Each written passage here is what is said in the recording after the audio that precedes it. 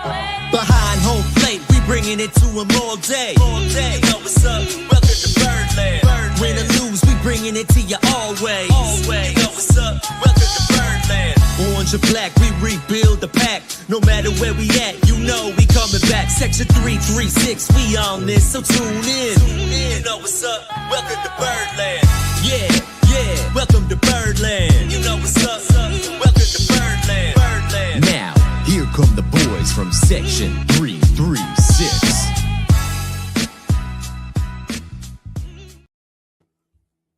Ladies and gentlemen, boys and girls, Baltimore sports fans of all ages, welcome to Section 336, Next Generation of Baltimore Sports Talk. I am your endearing starring host, Matt Soroka. As always, I'm joined by the button lover, Josh Soroka. Hey, Matt, you ready for the World Baseball Classic this weekend? Yeah, I'm actually really looking forward to it. I think so too. I'm excited this year.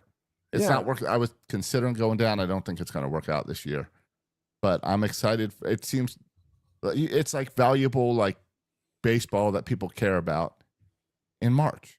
It's great. Yeah, and I think when it first started several years ago, people really were kind of thinking is this really going to work out during spring training? But I was listening to the GM. Who was I listening to? It was the interview with one of the GMs, and even he was like, I used to think this is bad for my players, but I realized this is really good for the game. So he was kind of changed his mind too. So I think all of baseball is kind of realized this is good. And isn't what changed is that the major league players got excited about it. I think them caring about it is what then allowed it to progress over the years. Yeah, and the GM was saying too, like the World Baseball Classic, I guess as an organization has gotten a lot better with communicating with major league teams in terms of like making sure their pitchers are on the schedule, and that their players are being used properly, and if they have hitters that they're getting enough at bats. So I think it's gotten better. I do wonder though, Josh, how much longer will this thing be in March? Don't you think eventually they're going to move it to July and make it part of the All-Star break? No. I hope not. Who does that? Is it hockey that does that? Hockey takes time off for the Olympics, right?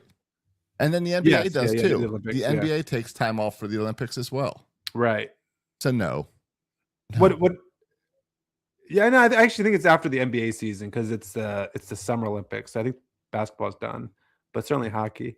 No, you can't. You can't do that. You can't do it for baseball because baseball is all about momentum. And that transition from July into August is important for baseball. You're not gonna give up and you're not going to let your best players go get hurt in a World Baseball Classic game while you're heading for a playoff run. But don't you think it's more likely to get hurt in March when you're all amped up and you haven't even thrown 5 innings yet? I think it is. I think it's just as good of a chance either time because we all know these players work out year round. Yeah. Yeah, so you're not going to make your way down there. What about this, Josh? Have you thought about coming up to Atlanta next week because the Atlanta Hawks are doing a special promotional night where they're have you heard about this? No. It's been in the news. What is it? It's a strip club night where they're recognizing the Magic Strip Club in Atlanta, this cultural icon that is this strip club. And they're having like this, whole Magic Strip Club night. What? Is it like a bobblehead night? I don't know. No, they got a famous rapper's going to go in there. I don't know what they're going to do. I'm curious to see. Just out of curiosity standpoint, I might want to attend. What are they doing for the kids? I know it's kind of, and some NBA players have come out against this, saying this kind of hurts our reputation as an NBA because it does. Yeah, it made me laugh. So, but they just announced it last week. I think it's going to happen next week. Magic City. Yeah. It's this iconic strip club. Has Silas asked you yet what Magic City is? No. So, and I'm not planning on going to that game with them. We went to see the Wizards when the Wizards were in town. At least, the team there was not many players who were able to suit up for the Wizards, unfortunately, these days. But it was funny. Promotional night. Hey, you want to get people out to the yards? Maybe that's an Oris should consider. What's the what do you want to have the Hustler Club night at Camden Yards? Yeah, I mean, we already have dipped our toes into the wire stuff. We could go all in with some more wire night. Well, yeah, I think the wire night would be fun, but I don't know how you incorporate that either. Yeah. But good Uh, on the Hawks. Someone's got to try it first. yeah, pushing the envelope, getting fans in the stands. What I'm curious to see how this goes. I'm curious to see if it first of all if it will go, if they won't shut it down last second, and how it goes. So just makes me laugh. I know we talk about promotions on here a lot, so that's a promotion. Are they giving away something? No, they're I mean all I saw was like a halftime show, and I assume Hold they'll on. have. I don't know. I don't know what they'll Is it, have. it looks like a Magic City hoodie. Oh, they give away a hoodie too. Maybe, or they're just selling a Magic City hoodie. Yeah, sometimes you do that special ticket package. Could be that too. Yeah. If you buy the special ticket package. All right. Well, we got some actual baseball to talk about today. I mean, if you want to let's talk about spring Vance training. Honeycutt. Let's talk everyone overhyping this guy for 4 at bats. Yeah, 4 at bats, 4 home runs. This is like the Tyler O'Neill opening day run. This is pretty cool. It's a weird run, but don't you think it's odd that like after 2 home runs or 3 home runs, they haven't said we'll give you a second at bat? Yeah. Well, they asked Albie about it, and he was like, he's just here from minor league camp, so he's in the minor league camp. He's not on the major league side, Right. He's not. So No chance of making the team. yeah, so he's just here when we, need an extra body. So he's going to continue just to be an extra body. But we'll see. The pressure's on now. Like once you get 4, like you just have to. Well, it's now, home run or nothing at this point. well, it is. It's the Tyler O'Neill treatment. That if Tyler O'Neill does not get a home run on opening day, it's a huge disappointment. Huge disappointment. Yeah. And if he doesn't get injured on game 2, also disappointment. Right? People have to live up to these high expectations we have of them. But Vance Honeycutt's interesting because he's been one of our most. I think he was drafted 2024 first round pick. Right. And it's been one of our most disappointing prospects. Just been terrible in the minors. So him of all people coming out on fire. You hope he can continue that momentum into his minor league season, but because so far his career has kind of been a bit of a dud. And today's home run was like 470 or something. It was a huge distance. Yeah. It's not even like these are like wind blown fluky. Like the ball was crushed. Now it's against another minor league pitcher, so it's hard to tell. But right in some garbage time, because it's another guy who might not make a major league team. Yeah. Like he's fighting for a spot at AA now. Forget about the majors, but it's another example of, and there's plenty of examples like this of, it's hard to take away even just looking at the stats. It's hard to take away because all these situational things you don't know, and it's 4 at bats, and you don't know who they're up against, and all that stuff. I know, but he is still the leader for North Carolina, University of North Carolina, with 65 career home runs. Oh yeah, there was a reason he's got power, a first round pick, and they say he's super athletic. But again, last year he batted 171 in single A. That's that's not what we expect from a first round pick. Right. No, Baz pitched today. I don't know if you got to see any of that, and he looked pretty good. And it's tough because I keep seeing our pitchers look really good, and that doesn't make sense mentally to me because we never have good pitchers. And then it's spring training, so I can easily convince myself, well, it's because they're going against the B squad.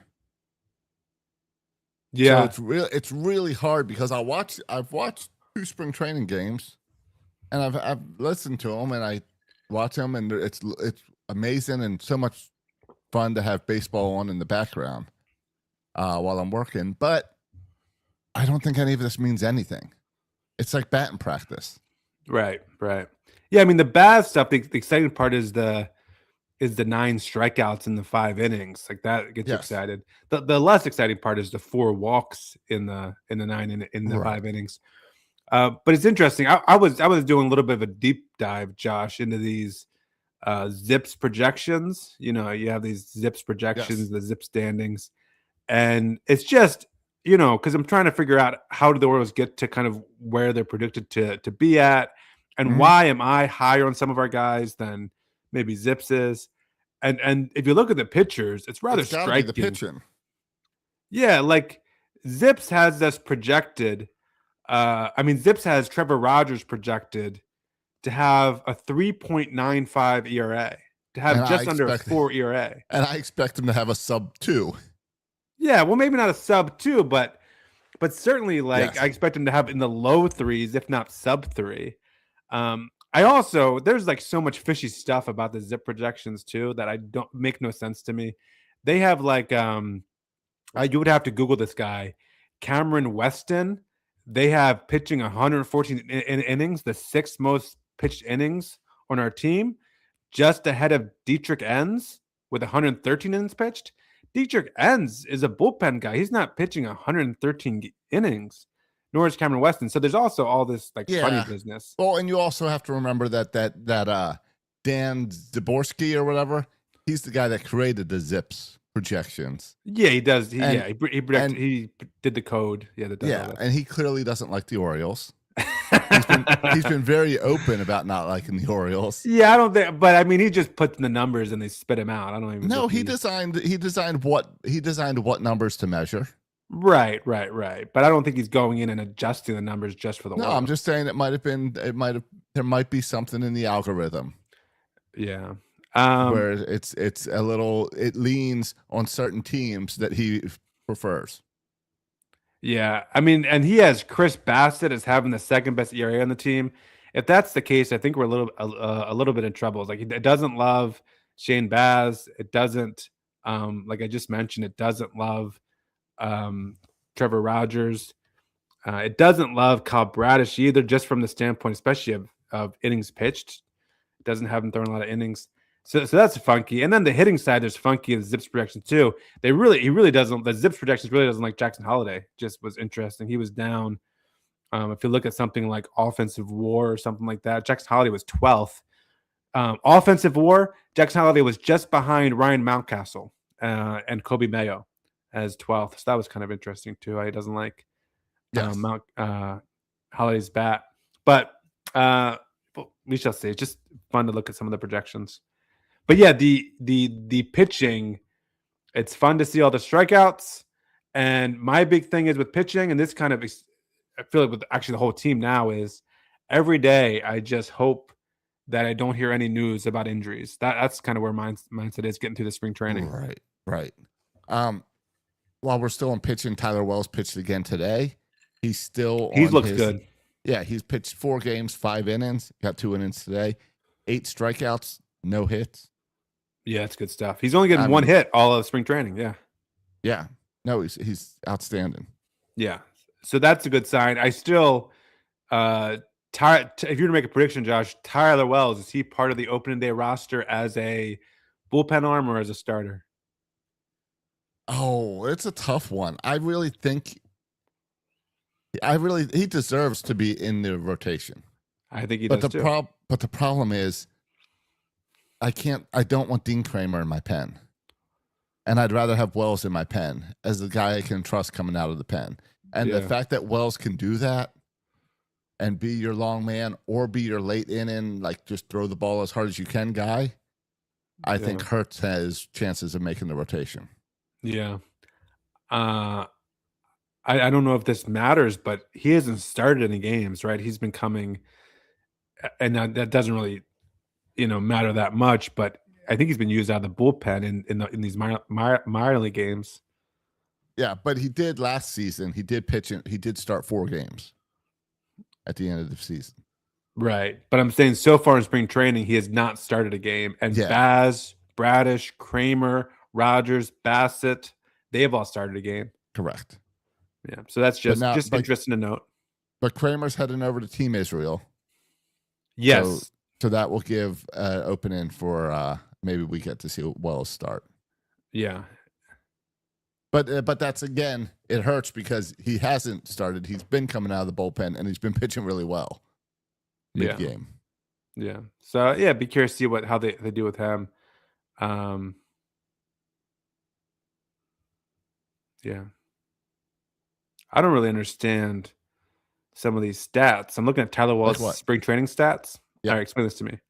He's pitched 5 innings. Yes. Are you looking at Tyler Wells' stats? It says he has 1 hit. Oh, okay. Never mind. I thought it said HR. I can't read, but it's HB, hit batter. So he's hit one Yeah, batter. he's hit 1 batter. He has not given up a home run. Yeah, I thought that was under the home run category. And I was like, how does he have a 0 ERA with a home run? So yeah, I mean, pitching 5 innings, 1 hit, Yes. no walks, 8 strikeouts, one hit batter. I mean, that's good. And That's good And stuff. that batter probably deserved to be hit. Yeah.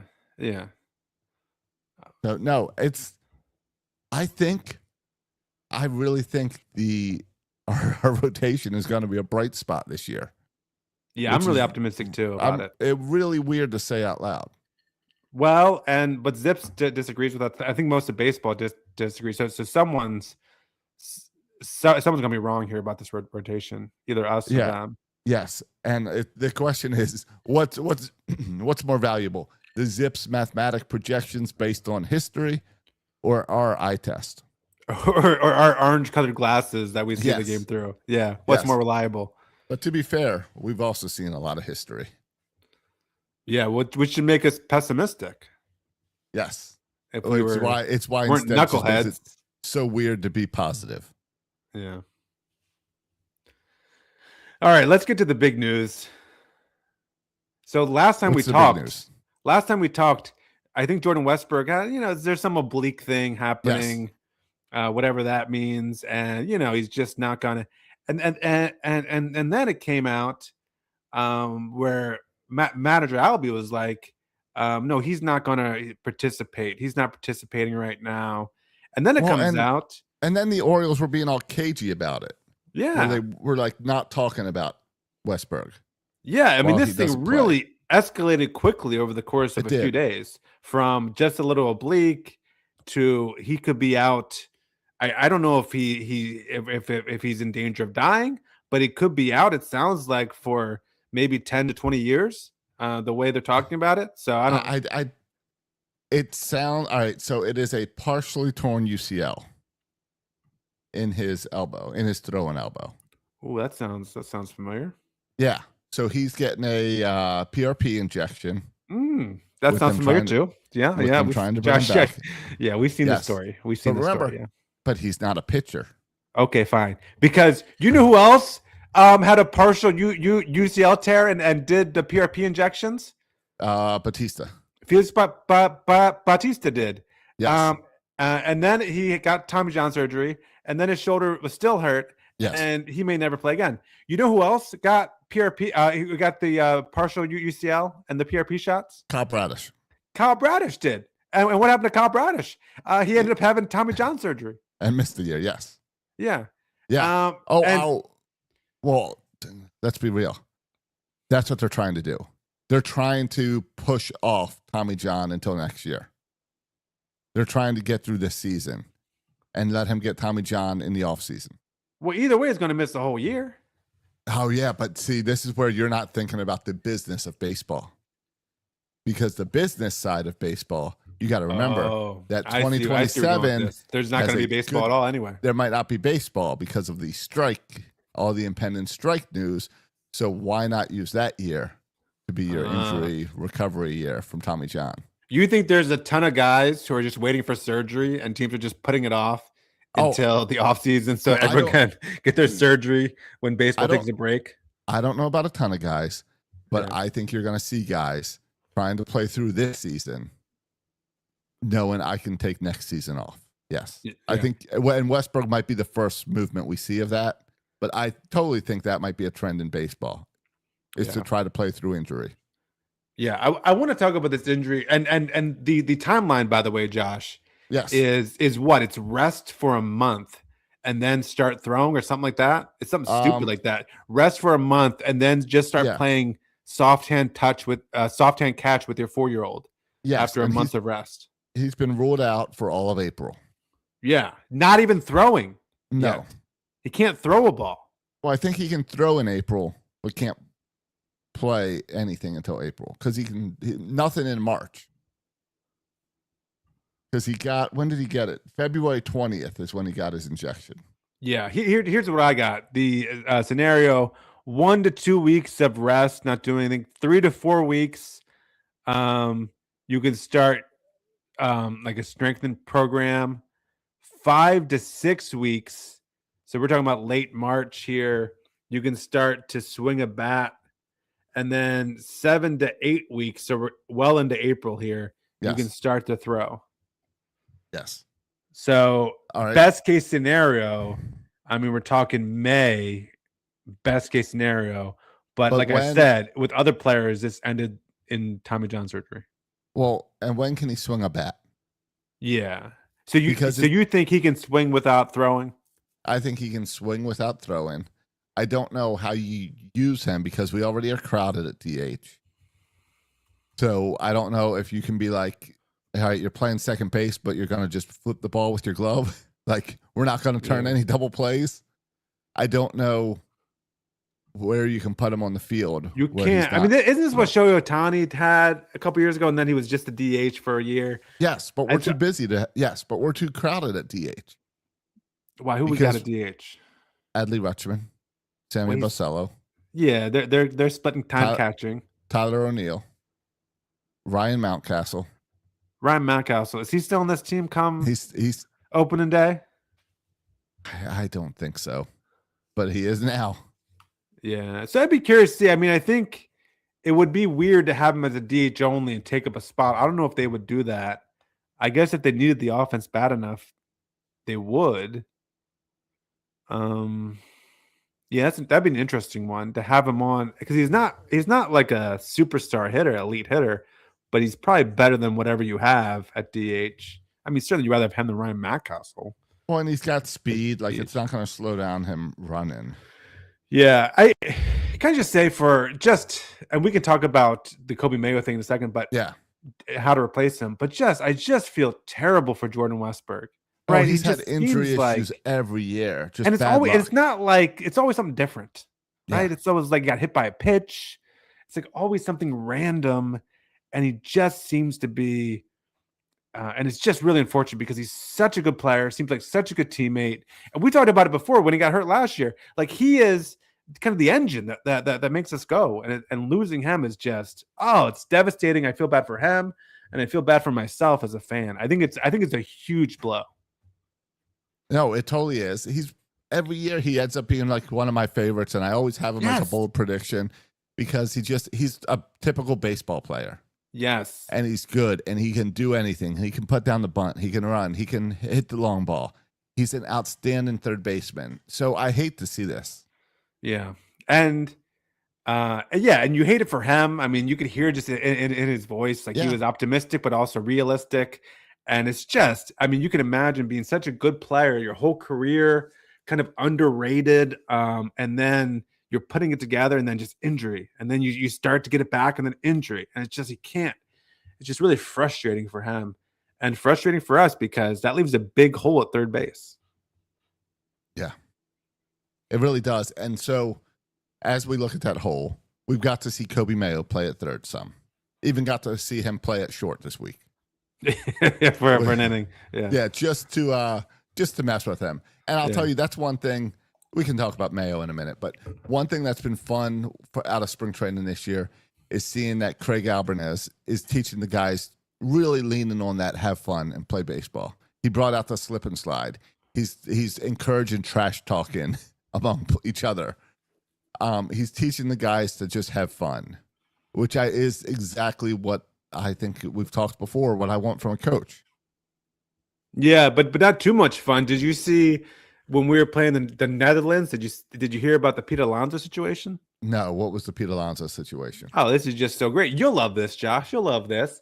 So Trevor Rogers is pitching. I think we're down at this point Okay. because we got whooped pretty good by the Netherlands, which is embarrassing. But we're down at this point like 5-1 or something. And Pete Alonso does a mound visit. Like he calls timeout, and Pete Alonso goes to the mound and All he right. calls all the infielders in. All right, I like this. So Pete Alonso is instantly, I know that means Pete Alonso is not taking this game seriously. Yeah. He So is having fun. the polar bear goes in there, and Trevor Rogers thinks at first, because they interviewed Trevor Rogers about this. I watched Trevor Rogers talk about it. Yeah. He thinks, I must be tipping my pitches, and Pete Alonso and No. Pete's going to come and tell him about I'm tipping my Is there a runner on first base? I think I don't know what the situation is. It's not. So it's not a hidden ball situation. No, it's not a hidden ball situation. And Pete Alonso goes in there and says to them, he says, guys, I know this is a spring training game, but we need to up our game. We need to focus. We need to start playing better. This is I love it. That's leadership. Full on leadership. Trevor Rogers loved it. He was like, yeah, we were all kind of dragging, and then like he kind of picked us up. That's awesome. Yeah, so the Polar Bears already been doing kind of good leadership things. Well, and you've seen it if you watch any of the spring training games. The cameras have caught him multiple times sitting on the edge of the dugout and talking to players about their approach or about what's happening on the field, and you can see him there as a leader and talking about swings and stuff. So it's definitely been noticeable. Him out there. Yeah, it felt like a kind of a need we didn't even fully realize that we needed last year, and so Pete Alonso in that leadership position has been great. When's the last time the Orioles had a guy that you really looked to as a leader? We've talked, I guess, Adam Jones, maybe Adam Jones, as a team leader, because we've always talked about, well, Adley's got to step up. These young guys need to step up. Yeah. And we'll bring. And I feel like we've tried to bring those personalities, like maybe a Frazier, Chirinos, but those were all like bench players or platoon guys. Right. It's different to have a superstar leader on the field. Exactly. I think it is. Exactly. Yeah. All right. So anyway, we're talking about the Kobe Mayo thing. Yes. So Kobe Mayo at third base. He's looked perfectly fine over there. Have you seen anything? Have you seen anything that concern you with Kobe at third? Yes. Yes. All right. What? Because when I was watching, I saw him make some plays. I saw him do it all right. Where is your concern about Kobe at third? All right. So I think that's we could be in. Buckle your seatbelts because I think it's going to happen. I think right now with the injury situation, because it's not just Jordan, it's Jackson Holiday and the Hammett bone. He's going to be out at the beginning of the year. Yeah. Oh, Kobe's going to be playing third base in Camden Yards this year. He will be to start the season. And I'm telling you, Birdland, strap in. It's going to be an absolute disaster, an absolute train wreck at third base. I was digging into some of his stats. By the way, Jordan Westburg has been playing third base for the past 3 years for the Orioles. I know he's had some injuries in there, but for the most part, he's been our third baseman. Do you know how many errors he has in 3 years, Josh? I'd say 6. Yeah, 11. Okay. 11. If you switch over to to Kobe Mayo's numbers, all right. So just third base. I'm not talking about because he's played other positions in the minors. Let's just look at third base. He played 48 games there his first year at third base. 11 errors. All right, but that's in the minors. Okay. Yeah. All right, 11, and that's his first year. He's adjusting. 11 errors. The next year, 2022, played 82 games, 17 errors.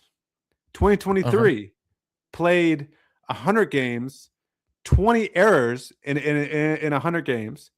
And then 2024, he only played 68 games there, 11 errors. And then last year's only played 19 games there. In 19 games, 7 errors. Josh, if you add up the total of him playing third base, and that's not even including, by the way, in the errors at the other positions, just at third base, all right, he's made, let me see. So I said in 3 years, Jordan Westbrook had 11. This guy's had, let's see, 20 plus 17, 37, 48, 59, 66, plus 5, 71 errors at third base in his 3-year major league career. Josh, those are abysmal numbers. Even so far in spring training, we said, well, it's spring training. He's already got 2 errors in spring training. Well, Matt, I would tell you to look at Jordan Westberg's minor league stats. Because, let's see. Because, what about Manny Machado's minor league stats? Yeah. Oh, I'm just saying. Okay. When you look at Westberg in 2023, he had, let's see, he had 4 errors. In 2022. Okay. So 4 compared to 20. Yeah. In 2022, he had 26 errors. Playing what position? Let's see. Second, third, or short. Okay. So you want to limit it to just short, just third? Yeah, I don't know Your how much he stats? played third in the minors though, but yeah. Let's see. 37 games, 4 errors. So then in 2021, he had a total of 12 errors in the infield. So I'm just saying, maybe, just maybe, the errors are counted differently in the minors than they are in the majors. Maybe they're a little more stickler about that's an error in the minors, where we see it all the time watching baseball, where they'll be like, oh, that's out of his reach, so that's not an error. Well, Or that I don't ball think- was hit hard, so that's not an error. We see excuses all the time to save guys' errors in the majors. Okay, well, I would say a couple things to that. One, in 15 games in the majors, he has three errors in 15 games. Yes, that's correct. So one error every 5 games is not going to get it done for you, and I think that's what we should expect during the regular season. He'll have one error every week if he plays third every day. But I think what happened, like I remember this with Manny Machado, where people talked about his defense and errors in the minors, and they didn't happen in the majors. I think Yes. what also happens is the minor league season is a grind, and some It days is. you care less than other days, and there's Well- not that hyper focus because you're not on television, And you everyone's don't have not Gunnar, watching you. and you don't have Gunnar Henderson to your left. yeah, you don't have Gunnar to your left, and so I think you can get a little bit lazy and lose focus a little more in the minors than you do in the majors. So I could see that, but I still think from what we've seen, just the sample size, there is nothing in there that tells me Kobe Mayo won't be a disaster at third. Now the question is, can his offense? I mean, I think he's batting 500 so far in the spring. Yes. If he bats 500 the regular season, I don't care if he has 100 errors. But I mean, if he plays every day at third base, he will lead the majors in errors. I feel pretty confident saying that. That's not a bold prediction. I'm just telling you right now, he'll lead the league in errors if he plays every day there. And so I think that's going to be I think that's being a little harsh. all right. I to mean, say we'll he'd lead see. the league. I mean, I think the history tells me he can't play third base without a bunch of errors. So now, can he make the majority of the routine plays? And can the errors not hurt the team? And can his offense be good enough to make up for the errors? I mean, that's what we'll find out. And I think he's the benefit, not just the Jordan Westbrook injury. I know we talk about that, but I think the fact that there's 2 injuries in the infield to start the season is really that going to give hurts. Kobe Mayo an extended look. Oh, of course. Yes. Because Blaze can fill one of those spots. But I don't think the Orioles feel great about Blaze and Jeremiah Jackson as being 2 everyday starter infielders. So, I mean, and Kobe Mayo, going in the season, we was like, well, where is Kobe going to play? I mean, he's going to play third base, and Right. man, I hope he gets it. I hope he figures it out. If not, hopefully he'll hit a bunch, and then when Holiday comes back, we'll play with him at DH and first or whatever. Well, not first because Pete's there, but we'll play with him at DH. Well, and if you want to just dig into those stats, I will say that for spring training defensively, he was perfect at shortstop. And there's No one inning. errors Yeah, for 1 inning. Yeah. I don't even know if the ball was even hit to him. yeah. Well, okay. But if you just Well- look at this spring training, he's played how many innings has he played there? 31 innings and has 2 errors already. So Yeah, 31 innings, 2 errors. Yep. yeah, so that's averaging, I don't know, almost an error a game. I guess 0.66 errors a game. Yeah. That's not going to be good enough, Josh. Yeah, of course not. So we'll see. We'll have to Alright. see. But But that's what spring It's- training is for too, and- to work on this, right? I don't and care what about his else- spring training errors. I care about the regular season errors. So make them all now and figure out how to play third well. And but with like West- it's not like with Westbrook Yeah. out and Holiday out, how else do you feel set up your infield? You have to have Mayo at third. you have to. That's why I'm saying he's going to get a long run there. But it's not like he's transitioned from first to third for the first time and he just has to make the adjustment and they'll be fine. We've been trying him out at third for years now, and it hasn't worked out. And so why do we think now it's going to work out? It's not. The only reason this is even happening is because this is an emergent situation where 2 infielders have been hurt, and we just need another body in there. And Kobe Mayo can hit. So but he's going to need to hit. I mean, if he struggles at all at the plate, and then he hurts you defensively too, that's going to be a recipe for disaster. Who ends up playing? All right, so if Mayo's at third, Gunner's staying at short, Alonso's at first, who's your second baseman? Yeah, I mean, I think it's between Blaze Alexander and then also Jeremiah Jackson. Yeah. And I don't think either of those can play third. I think they both can play third. You think they've got the arm for third? They can play better than Kobe Mayo, I bet. Yeah. I don't know. Kobe's got a good arm. He can get the ball over there. Sometimes I'm concerned when you move their second baseman that you're going to get it. You'll get it to first on a bounce. Yeah.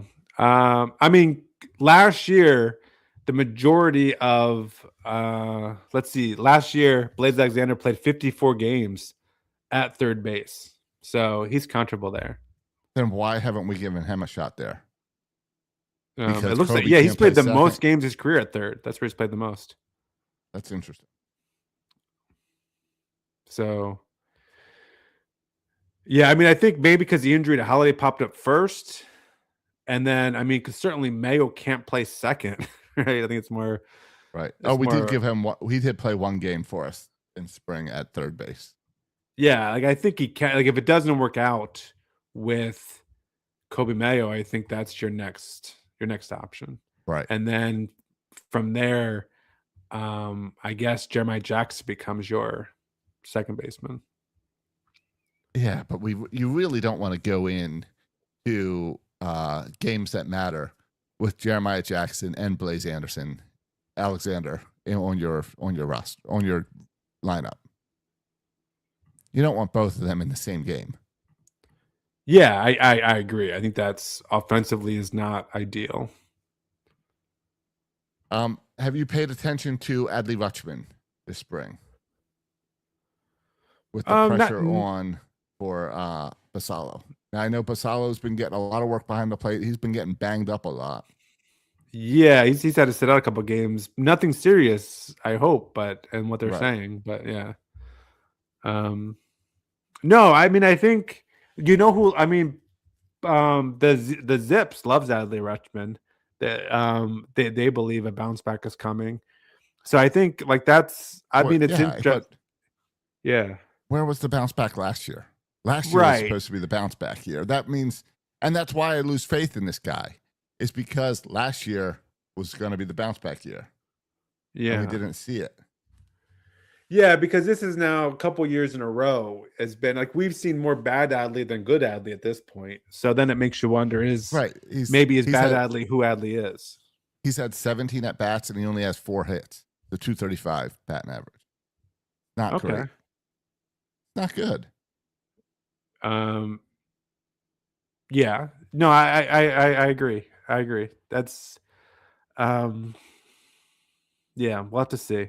I'll have to see. I don't know. I mean, Adley Rutschman, a lot of people were speculating that he could be traded. It sounds like that's not in the cards. No, you're not going to trade Adley because you're trading him on the downside. Yeah, but if all these people believe in a bounce back, you're trying to get that bounce back and then figure things out. Right. That's what other teams would be doing too. It's just like, I mean, it'd be similar to trading Grace Rodriguez when we did. Right. For different reasons, but the same reality. This year though feels different for Adley, not just because he's coming off a kind of back-to-back down years, but it's different because, I mean, he has some significant, serious competition. Yes, like, this is like something like if there was no Sammy Basayo, like if Sammy Basayo did not exist, and the backup was Hanley or Huff, whoever is backing up there, then we would say whatever. Like ideally, we'd like to upgrade a catcher. But Adley's our guy. He's fine. But the thing that makes this a big year for Adley, the only thing really, is that Basayo's there. And Basallo is a catcher. And Did you look Basalo up in Zips? Because they expect him to play in 122 games. Yeah, that sounds right, right? Doesn't that number sound right? Yeah, because you're going to ideally catch in DH. Yeah. But they have him with 25 home runs. That's a solid catcher for you. That's more than Adley is going to project it with. Right? Like 25 home runs. Let me pull up Adley Rutschman. I mean, Adley's never had 25 home runs. So, I mean, he had what last year? And well, maybe last year is a bad example. But even 2024, even 2023, yeah, 2023, he's never had 25. 2023, he had 19. Zips projects him this year to have 19. Yeah, he seems like, yeah, that seems right. And that'd be a good improvement over last year. But that sounds right. And they expect him in 133 games. So they expect him and they expect Basalo to be benched more, but hit more. But that's pretty close to the same, right? That's 122, 133. Yeah, that's pretty close. So who's going to put up better offensive stats if they both have the same number of bats? It's going to be interesting to watch. They've got Zips projects Basalo at a 238 batting average, and they've got let's see, Adley Zips 254. Okay, another interesting way to look at this Very is close. the weighted runs created plus, and they have Adley at 116 and Basayo at 111. Very close. So they've got those two guys having a very similar year. Yeah. Which will be interesting because if Basalo is as good as Adley, then why do you carry them both after this year? Right, because Adley's what, 26 now, 27? Right. Basalo's 21 and just signed a long-term extension. Yeah, and a cheap deal. You got him cheap. You're not. Yeah. Adley's gonna need an extension. No, you're gonna move at. You're gonna move on from Adley if Adley bounces back. Oh, if he bounces back. Yeah. Well, if he doesn't bounce back, you're kind of stuck with him because no one wants to trade for him. Yeah, but if he bounces back, you're not keeping both of them because now you have. If he bounces back, and you've got a guy who was almost as good as Basalo, but older, what's the point? Yeah, you know what's interesting? We talked about, and last year the way they were used, Basalo was used. Basalo was getting a good amount of playing time at first base. And we're like, okay, going this season. For the last month. The two catches isn't a problem because Basalo will get 50 games at first base. Right. Basalo's getting 0 games at first base this year. He's getting 0 games. Yeah. No, because Pete Alonso is getting 162 over there. Yeah. Does he ever take games off? He doesn't take games off. He's a 160. Right. He's an old school 162 guy. 162 kind of guy. I love that too. Yeah. Now I bet it's 162, but I bet it's 20 DH games. I don't think so. I don't think so. I think it's maybe 5 DH games. I don't think he's a DH guy either. I think he's put me in there every day, 162 kind of guy. That's what I think. All right. I'll have to pull up, try to find some stats, some split stats for that. Yeah. Well, while you pull that up, while we're paying attention to pointless spring training stats. Yeah, that's the tough part. Hey, by the way, before I get to some other use of spring training stats, Josh, we're having another 2 things I want to say to you. One is Silas has jumped up in his little league age. So now he's playing player pitch instead of coach pitch. Yes. And can I just say, we haven't had any games yet. But just 3 practices. And I'll just tell you right now, Josh, this is dumb and going to be a total disaster. Oh, because they just walk everyone. No one can throw strikes and no one can catch. We don't have anyone on our team who can catch the ball consistently. Yes. And we don't have anyone who can throw strikes. Yes. So what's going to happen when our pitcher can't throw strikes and our catcher can't catch the ball? I've coached that league. What you do is you end up walking to first base, stealing second base, stealing third base, stealing home. It's so stupid. And then you hit your 5-run limit. It's so irritating. It's because practice. I can't even watch practice. It irritates me too much to watch practice. No, it's irritating because it's not teaching the kids baseball. It's not because we were running with a live batter and a pitcher, and the batter would honestly have to wait about maybe 10 to 12 pitches to get one pitch to hit, one hittable pitch, and then wait 10 more or 12 more pitches to get one hittable pitch. there needs to be, don't some people do this? There needs to be between coach pitch and kid pitch a middle ground, like a pitching machine Yeah, I think or something. see, we did not have coach pitch. We had pitching machine and then went from pitching machine to kid pitch. Oh, see, I think we should do coach pitch to pitching machine with a catcher. Yeah, I think You can run pitching himself. machine.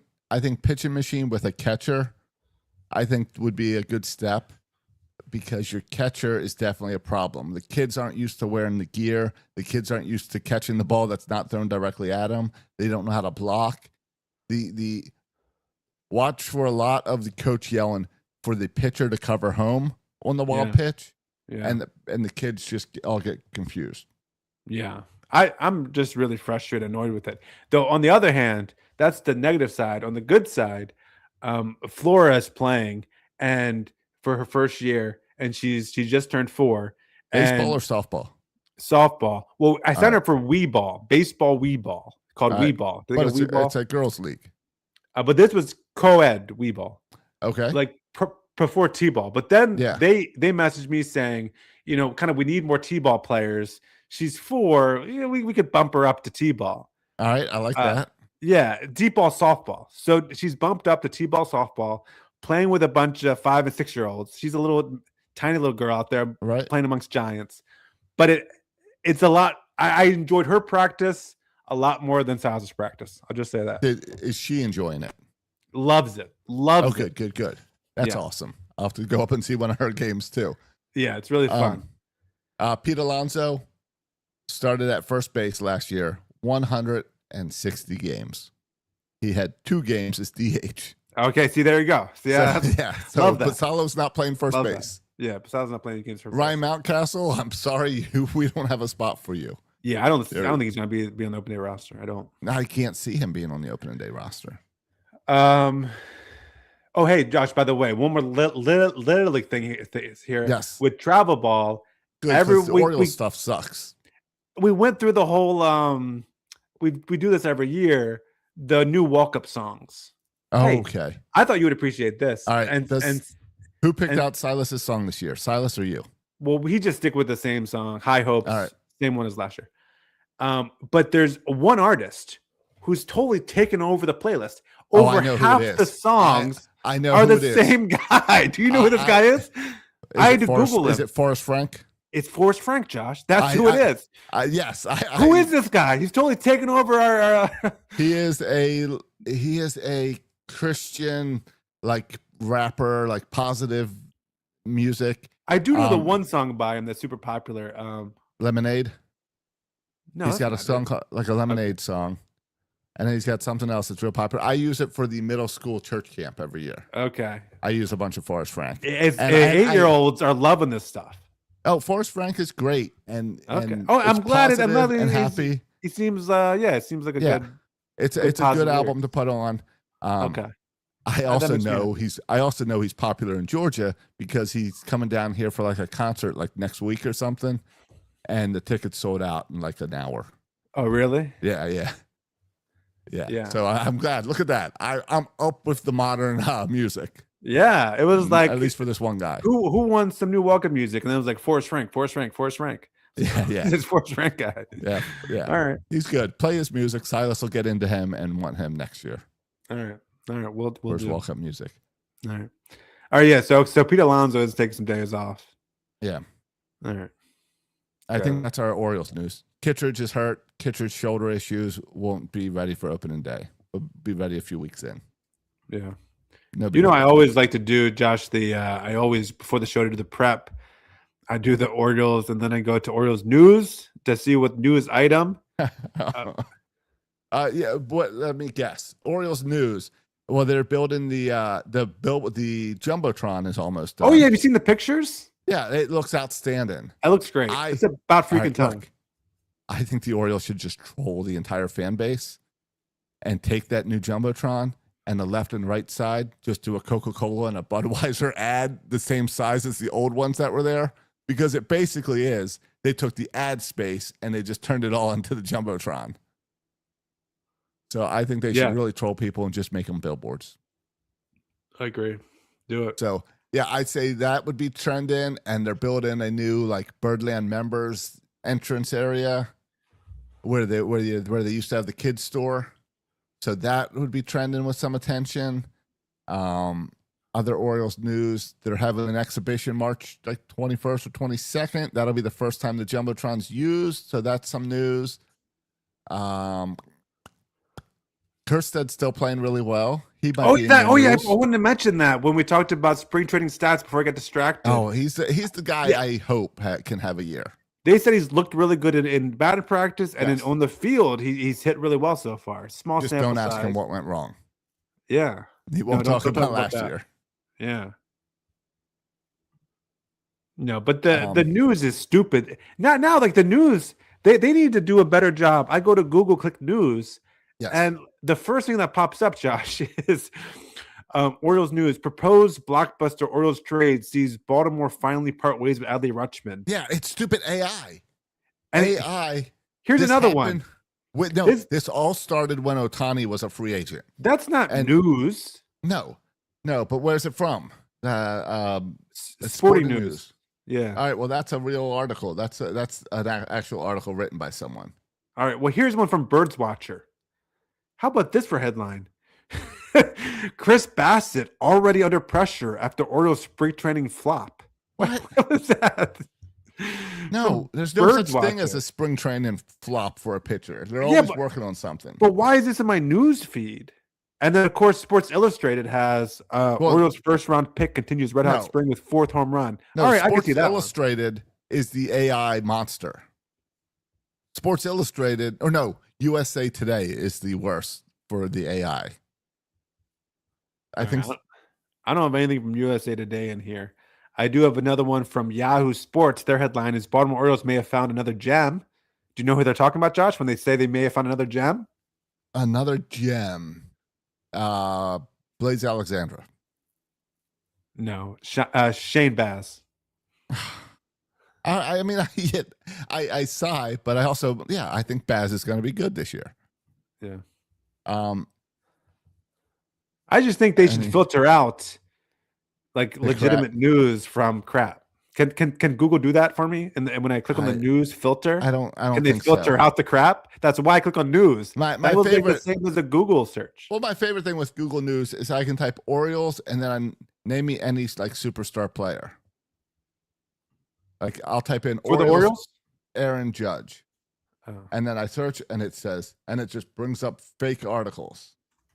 Oh, let me try Shohei Ohtani Orioles. Let's see, Yankees beat the Orioles. It all started when Shohei Ohtani was a free agent, and you would search Ohtani team, and you could find an AI written article for him making the case for him on every team possible. Yeah, we got to wait for the trade deadline to get those. Yeah. Free agency trade deadline is when all that. Get the clicks. Hey, they've seemed to clean it up a little bit because the article that when I searched Orioles and Aaron Judge, the article is Orioles players achieve perfect home run record to outshine Alonso and Judge in spring training. Do you know what that article is about? No. It is about Pete Alonso and Aaron Judge. Each got 2 home runs during the game. But Vance Honeycutt is who everyone's talking about Yeah. because he went 3 for 3. They don't even mention that it was 3 different games Yeah. because Well, they don't care. And now it's 4 for 4. Yes. All right. So something to watch this coming week. I mean, I think we're still watching the same things in spring training. I know we're going to have a couple players leaving here with the World Baseball Classic, but I think is Gunnar playing in the World Baseball Classic? I feel like we talked about this last time. Who Yeah, was playing, who Gunnar wasn't playing. he's on the bench. He's not a starter, but he's on the bench for for Team USA. Team USA. Yeah, Team USA looks pretty stacked. I know Japan is always good. You know, they won last year. Yeah, USA has Paul Skeens on the mound. So, Yeah. and Schoolboy, they said just going to pitch one game, yeah. but they Yeah, look but pretty this is- stacked. This is the old This is like playing the. I hope they have Team USA in MLB The Show this year Oh, because that'd it be would be fun. fun. It reminds me of RBI baseball when you would choose the American League to get all Yeah. the stars. Yeah, it'd be Because they fun to got- play against the different countries as different Yeah. countries. The Team USA lineup is Bobby Witt Jr., Bryce Harper, Aaron Judge, Kyle Schwarber, Alex Bregman, Kyle Raleigh, Roman Anthony, Byron Buxton, Bryce Terang. Yeah, it's ridiculous. It's a ridiculous lineup. Don't you find it a little offensive that Bobby Witt gets a start over Oh. Gunnar? I think it's crazy that Team USA is never the favorite in this World Baseball Classic. Yeah, you don't think they're the favorite this year? Like, what is Vegas? I bet Vegas has USA as a favorite. I know. I think Japan has won the most, and the DR is always good, but I bet we're projected to be the winners. Oh, you're right. This is the first year we are the favorite in the World Yeah. Baseball Classic. Yeah. Followed by Japan and Dominican Republic and Venezuela. Well, that'll be good. Win it for Team USA. I actually think the Team USA caps look pretty good this year. Was thinking of grabbing one. Oh, I haven't seen the caps yet. I told you I like the Orioles spring training caps. All right, I here's messaged my you that. problem I with the never Orioles. talk about the caps, and I saw the spring training caps. Like, oh, that's kind of a cool cap, and I was actually Here's- about buying it before I looked at the price. Here's my problem with the Oriole caps. Yeah, There's too many. The spring What do you mean training too many? cap with the citrus looks pretty good. yeah, I like that Then- with the citrus. Then they introduced the Orioles minimalist hats, which is a Ooh. little square with just the Oriole bird in it. And they oh have, yeah, I saw those are kind of and cool they- too. but- Yeah. but they got two versions. They got a Uh-huh. black and orange version that's got the cartoon bird silhouette, and they've got a white and black version that's got the orthologically correct bird.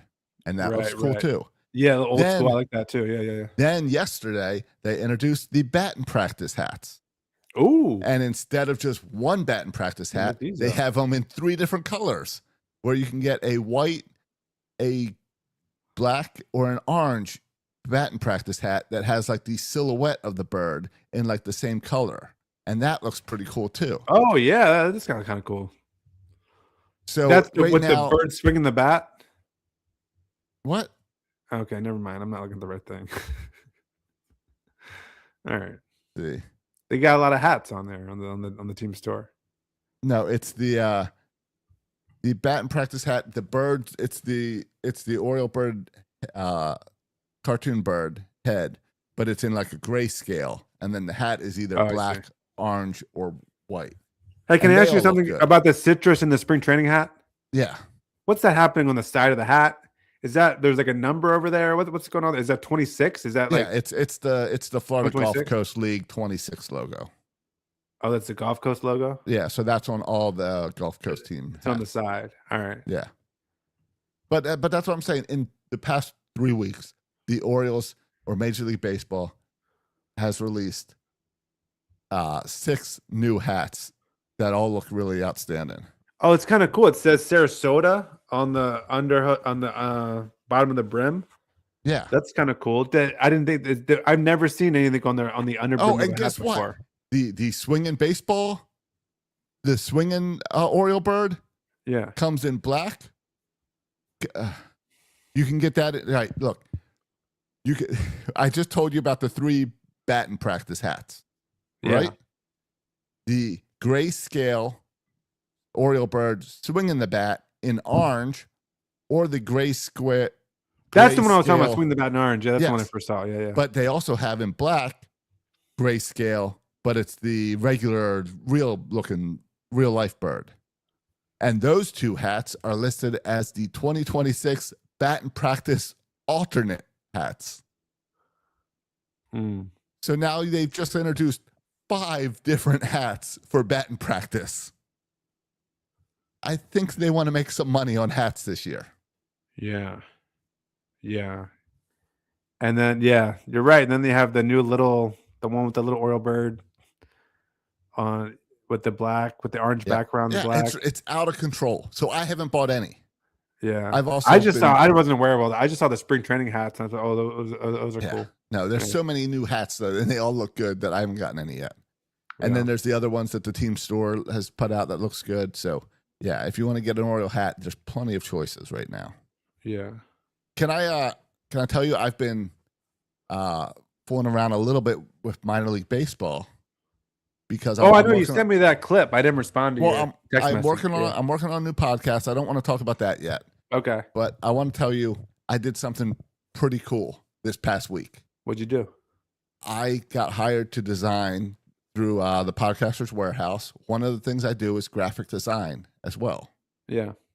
And I got This hired. is good. I'm sorry, listeners. Josh and I haven't talked in a while, so we're just kind of catching up. No, this is our here. catch up. Yeah. We talked Orioles. Now it's family stuff. Yeah. So welcome into our family. Yeah. Matt, you went. And by the way, we've officially bought the tickets for Detroit, so we're going to Detroit. Yes, we'll see you there. Yeah. See you there, Sam. Talking about fam. Yeah. Isn't Sam who ran into us in Cleveland? Wasn't it Sam? Remember we were sitting in Cleveland and the guy behind us just knew us? Yeah. That's fine. All right. So the Lynchburg Hillcats. I'm very familiar. I've been to many Lynchburg Hillcats games in Lynchburg, Virginia, when I went to college there. Yeah. Well, last year they were purchased by a new owner came in and purchased the team. Okay. I have some thoughts about the Lynchburg Hillcats, so we can get into it. Yeah. Okay. Go ahead. He led them to the championship, but the team was losing a ton of money. Which is outrageous because that's in a growing college town. It's ridiculous. And and you know what? I went down the wrong path because I've got two different stories involving this team. Who are they an affiliate for? They are an affiliate for the Cleveland Guardians. Okay. Good for you, Justin. Guardians. They are a single A Guardians affiliate. Yeah. So they got new ownership last year, and that guy led them. I say that but the owner got new ownership, and they went and they won the Carolina League. So How much does a minor league team cost? I think I will find that out for you. Yeah. Is that something that we could maybe at some point in our lives dabble into, Josh? Is that beyond our reach? This year might be the closest I get. Fair enough. Okay. So I got this guy, I've gotten to know this guy that owns the team. And because of that, I ended up getting hired to design with graphic design 2 billboards that are going in his stadium. Oh, that's cool. Like to promote the team? No. This was one for a clothing company. Okay. And one for a sports card memorabilia company. Okay. But I got to design 9-foot by 16-foot billboards that are going in the outfield of this stadium, which is pretty cool. That's pretty cool. I question the judgment of this owner, but that's still pretty cool. Well, no, that did not come through the owner. Okay. That came through fair enough. through the businesses. The businesses, I know the guys that own these businesses as well.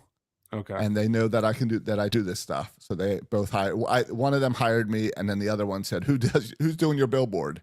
And he gave him my name, so then I got that one too. That's cool. I made these, and I'll tell you what, they both look awesome. I can't wait to see them in the outfield, which is pretty cool. Well, have you gotten feedback from the companies, from the owner, from these companies? Yes. Now the Lynchburg Hillcats, what they did this offseason, and I'll just tell you the other story now, is they rebranded the team.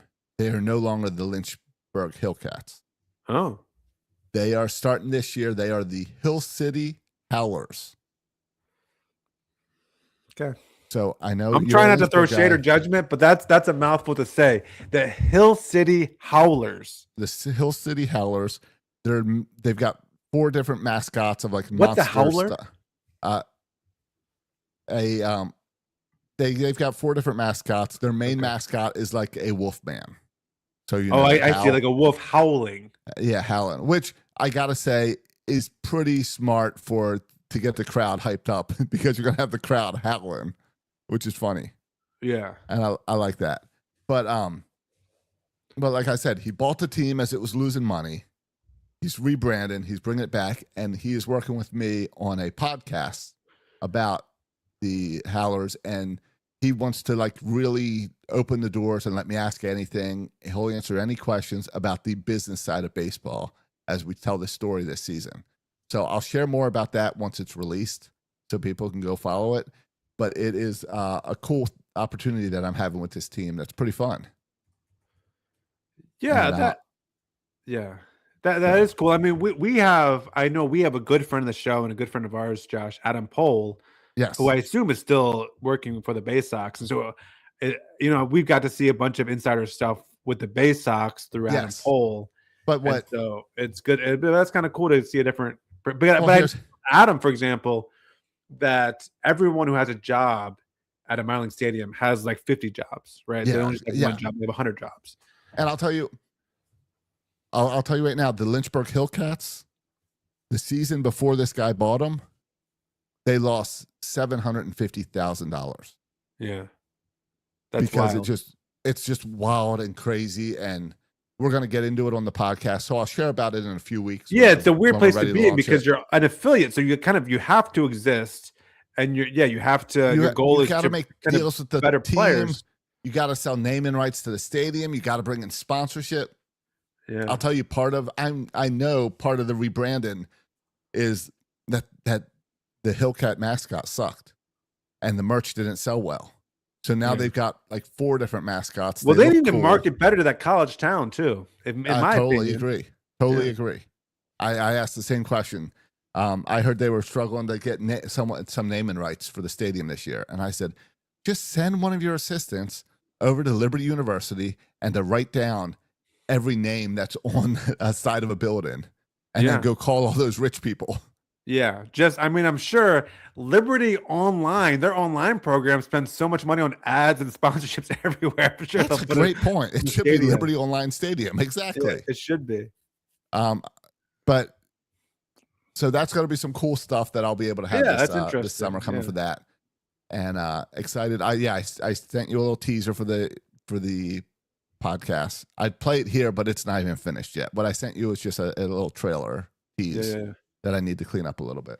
Yeah. So have you already done some interviews with this guy, or we've done some unrecorded interviews. I've had lots of conversations off the record, and then we have recording, I think on Friday, our first official, like, let's start recording for the interviews for the show. But we've had enough interviews that I've started writing the podcast. Okay. Has he read the Savannah Banana biography or whatever, autobiography about the Savannah Banana? I don't know. That's a good question. I should ask him about the bananas. Yeah. Because the bananas are definitely making an impact. They were I feel like they kind of changed the promotional game there. Yeah. They really have. They've even, that banana players, the lowest paid player makes like $100,000. Oh, really? Yeah. Like they pay their players pretty good for unaffiliated ball. Yeah. Well, I assume selling at all these stadiums, someone's making money, and now they got a contract with HBO. Like my son's saying, "Dad, we got to get HBO so I can watch." They're on HBO now. Yeah, that's what Silas says. That's how you watch the games on HBO. Oh, I thought they were on ESPN. No, I think some games go to ESPN, but I think every game is on HBO. Oh, you're right. Watch baseball like you've never seen it before on HBO Max. Yeah. That's funny. Yeah. All right. And I'll tell you the other thing as we're catching up as brothers and not baseball related is I got a new car this week. Oh yeah. And you tried to make fun of me for buying an electric car. Well, Josh, to be honest, I'm totally jealous. I've been wanting an electric car for like the past, 6-7 years. I've been wanting an electric car because I'm tired of paying for gas prices and because I've driven in one before and they're just fun to drive. I think they're just a lot of fun to drive. So I've never driven one before. I'm jealous of you. It is very fun to drive because the 0 to 60 acceleration is crazy. But I'll tell you what, I've got a Tesla and it does the full self-drive. I went to Miami yesterday to visit Rob, and it's a 5-hour drive. And I went there and back, and I never touched the steering wheel once. From driveway to parking lot. Yeah, that's weird to me. That's weird to me. I sat in the car and watched TV on my phone while the car drove. Yeah. It's weird. That's weird, but also the roads are probably safer now with you not driving. Oh, I'm sure they are. That's why I trust the robot, because I know I'm not as safe of a driver as it is. I just thought it was a little fishy that you bought a car, an electric vehicle, then the next day we go to war with Iran and gas prices shoot up through the roof the day after you buy a car. I'm not saying it has something to do with this whole thing. It's just a little bit suspicious. I went to Buc-ee's today and The gas at Buc-ee's today was $2.75. I haven't seen it that low in a while. Oh, really? Yeah. At my house, it was like 240, and now it's all overnight. It's dropped. It's jacked up to the high twos, like 280. Your gas stations must have a direct deal with Iran. Or we Maybe. just get that Venezuelan oil. You go from Venezuela, yeah. I guess exactly. each state have different relationships there. Well, I think we've gotten too close to politics at this point. Yeah, we got to abort. So Let's get out of here. Let's get out of this show. Yeah. All right. Thanks for listening, boys and girls. Follow us all season long for your Orioles baseball talk. Tell your friends to listen for your daily or weekly fix of Orioles talk. You can follow us on all your social media platforms. You can follow me on Twitter at Section336. Follow Josh on Twitter At Josh Soroka. Thanks for listening, boys and girls. And as always, go O's and go America. You mean USA?